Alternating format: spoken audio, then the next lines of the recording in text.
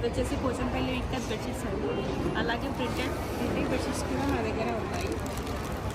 And మా దగ్గర fridge covers కానీ టవల్స్, బాంబో టవల్స్ అండ్ ఇవి వచ్చేసి బ్యాగ్స్ అండి.